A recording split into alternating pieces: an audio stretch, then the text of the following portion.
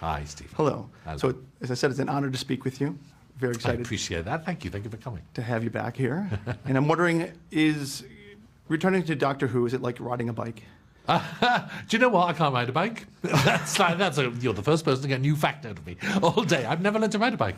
And actually, I can't drive either. So I think I was born to be in the pram, pushed along all my life. And I feel very much the same on days like this. I'm just pushed from pillar to post. But instead, I became the driver. I'm going to stretch this metaphor all the way. I became the driver of the show. And it feels lovely. I know what you mean. It doesn't feel comfortable. I didn't do this job to take it easy and to go back to doing something I'd done before. We all came back. Phil, the producer, came back. Julie and Jane, the exec producers who'd worked on it in 2005. We all came back to go further, to push it into areas where that road is bumpy. That metaphor's going to run and run.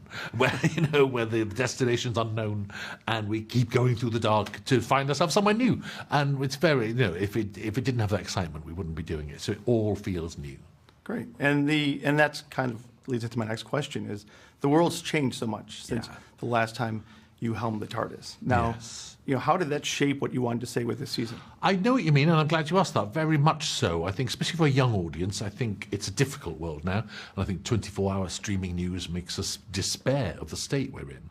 And I think children are forever being told that. I think something we should all worry about is the state of the younger generation's mental health. So in that maelstrom, I wanted a show that was actually full of life and joy and delight. Yes, we have scares and monsters and terrors, but Doctor Who's always been very good at representing those kind of childhood terrors, the stuff of nightmares, and banishing them and beating them.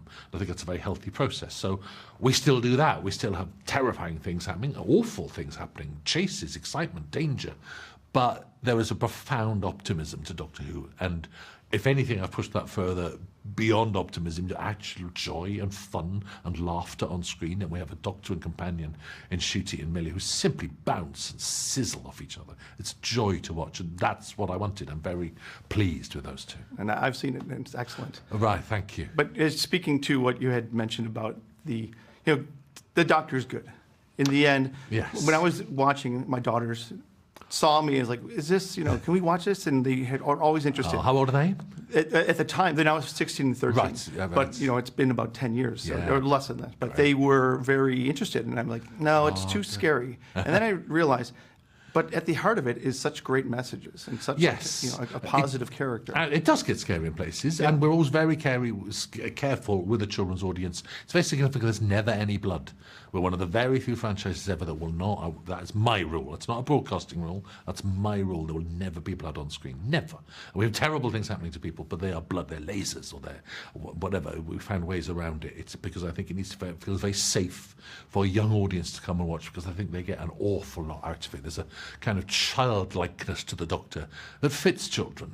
He doesn't have a boss, he doesn't have money, he can go out and play and no one calls him in. He is enormous fun, and I think that corresponds to children very happily. And what was it about Ncuti that made him the choice for the Doctor this time around? Well, I could talk forever. I could simply show you the episodes, which literally demonstrate the joy of the man, the emotional range, the emotional intelligence of the man, the complexity of that performance, and also always the fact that it's just limitless. You can be as wildly funny, or as wildly sinister, or as wildly angry, or as wildly joyous as I could possibly write, and he beats me every time.